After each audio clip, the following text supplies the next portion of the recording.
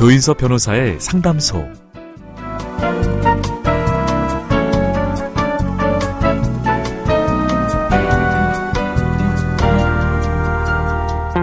정리정돈 잘하는 편이신가요?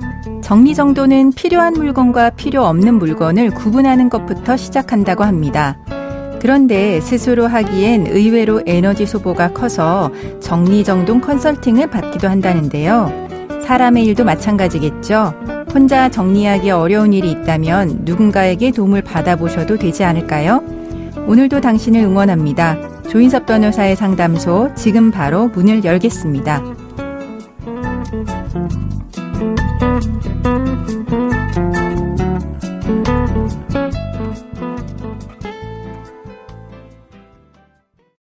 당신을 위한 로하우스 조담소 김원지 변호사와 함께합니다. 안녕하세요. 네, 안녕하세요. 법무법인 신세계로의 김원지 변호사입니다. 오늘은 어떤 고민이 기다리고 있는지 먼저 사연부터 알아보겠습니다. 저는 3형제 중 둘째이고 저희 형제의 우애가 깊다고 믿어왔습니다. 하지만 제 착각이었습니다. 큰형은 저와 둘째 형을 남으로 생각하는 것 같습니다. 몇 달 전 어머니가 갑자기 돌아가셨습니다. 장례를 치르고 난 뒤 큰형이 유언장을 보여줬는데 어머니의 모든 재산을 큰형에게 증여한다는 내용이더라고요. 뿐만 아니라 큰형이 미국에 이민 갔었던 1995년에 이미 어머니의 토지 소유권을 큰형에게 이전했다라고 하는 것도 알게 됐습니다. 그런데 큰형이 어머니에게 증여받은 땅 12필지를 2017년에 시가 수용을 했고 보상금은 무려 4억 8천여만 원에 달했습니다. 어머니에게는 토지가 거의 유일한 재산이었습니다. 어머니는 6.25 전쟁 때 이북에서 내려와서 혼자 저희 삼형제를 키우셨습니다. 작은 식당을 차려서 정말 억척스럽게 일하셨습니다. 다행히 식당은 잘 됐고 저희 형제는 부족함 없이 대학 공부까지 마칠 수 있었습니다. 어머니는 연로해지시자 식당을 정리하셨고 저와 동생은 번갈아서 어머니를 병원에 모시고 다녔고 식사도 챙겨드렸습니다. 미국으로 이민 간 큰형을 대신해서 정성으로 어머니를 돌봤습니다.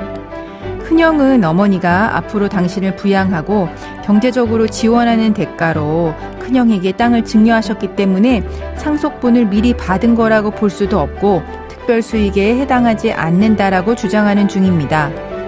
그러나 어머니는 경제적으로 여유가 있으셨고 큰형 또한 어머니의 생활비를 부담할 정도로 경제적 지원을 하지 않았습니다. 저와 둘째 형은 어떻게 대처해야 할까요?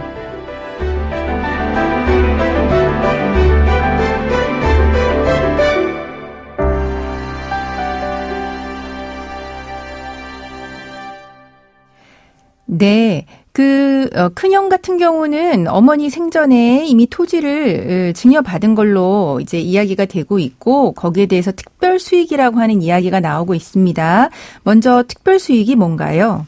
네, 특별수익이라는 것은 공동상속인 중에 피상속인으로부터 재산의 증여 또는 유증을 받은 자가 있는 경우에 그 재산의 가액을 공제한 나머지 상속분에 달하지 못하는 부분에 대해서만 상속을 받게 되는 것을 말합니다. 그러니까 쉽게 말하면 원래 이제 상속 문제를 이야기를 할 때 이제 망자, 피상속인 명의로 남아있는 상속재산에 대해서만 이제 문제가 되는 걸로 생각을 하시는데 그게 아니라 이제 다른 상속인들이 미리 받은 특별 수익이 있으면 그것까지 다 포함해서 상속재산을 이제 산정한다는 거죠.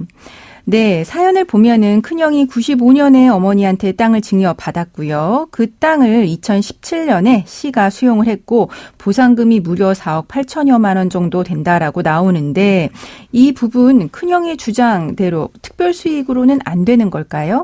네, 상대방은 어머니로부터 이 사건 토지나 관련 수용 보상금을 증여받았다고 보아야 합니다. 네. 네, 상대방이 어머니의 생활비를 전적으로 부담하는 정도로 특별한 부양 또는 경제적 지원을 하지 않았고 이 사건 토지 형성 과정에서 상대방의 기여나 협력이 있었다고 볼 수 없다면 관련 수용보상금은 상대방의 특별수익에 해당합니다. 또한 어머니가 다른 적극적 상속 재산은 존재하지 않는다는 점에서 이 사건 증여를 상대방의 특별수익에서 제외하는 경우 오히려 공동 상속인들인 사연자와 다른 형제 사이에 실질적인 형평을 해치는 결과가 초래되므로 증여를 특별수익에서 제외할 수 없다고 생각합니다. 네, 그렇다면 사연자분은 어머니의 거의 유일한 재산인 토지에 대해서 형이 받은 것에 대해서 유류분 반환 청구 소송을 제기할 수 있을 것 같은데요. 그 토지 같은 경우 오래전에 시에 수용돼서 형이 보상금을 받았습니다. 그렇다면 사연자분과 둘째 형은 큰 형이 받은 이 보상금에 대해서 유류분 반환 청구 소송을 제기하게 되는 걸까요? 네, 그렇습니다. 피상속인의 증여나 유증으로 인해서 그 유류분의 부족이 생긴 때에는 부족한 한도에서 그 재산의 반환을 청구할 수 있습니다. 네, 피상속인이 한 증여는 상속 개시 전 1년 이내의 것이야 하는 것이 원칙이나 상속인에 대한 증여 또는 유류분이 침해되는 것을 알고 행한 증여는 그 기간의 제한이 없이 유류분 반환을 청구할 수 있게 됩니다. 또한 그 상속분의 부족이 있는 경우에 그 수용 보상금의 경우는 증여 금액을 상속 개시 당시 가액으로 하여서 당사자 사이에 다툼이 없다면 증여 금액 전부를 상속 개시 당시 금액 가액으로 모아서 반환 청구할 수 있다고 생각됩니다. 네, 상속 개시 당시의 가액으로 금액을 청구한다고 이제 이야기해 주셨는데 그 이유는 뭘까요? 증여나 유증 후에 그 목적물에 관하여서 제3자가 저당권이나 지상권 등의 권리를 취득한 경우에는 원물 반환이 불가능하거나 현저히 곤란하여서 반환 의무자가 목적물을 저당권 등의 제한이 없는 상태로 회복하여서 이전할 수 있다는 특별한 예외적인 사정이 없는 한 유류분 권리자는 반환 의무자를 상대로 원물 반환 대신에 그 가액 상당의 반환을 구할 수 있습니다. 네, 그렇군요. 그러면 지금까지 상담 내용을 정리해 보자면 사연자분의 큰형님은 오래전에 어머니의 전 재산이라고 할 수 있는 토지를 증여받으셨는데요.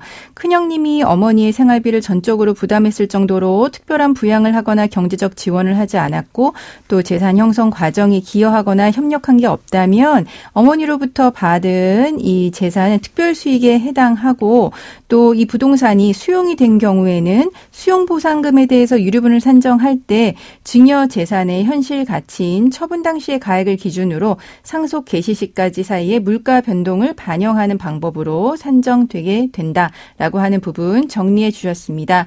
지금까지 김원지 변호사와 함께했습니다. 법무법인 신세계로의 김원지 변호사였습니다. 조인섭 변호사의 상담소는 유튜브를 통해서 다시 듣게 하실 수 있습니다. 궁금한 점이나 건의할 사항이 있으면 댓글을 달아주세요.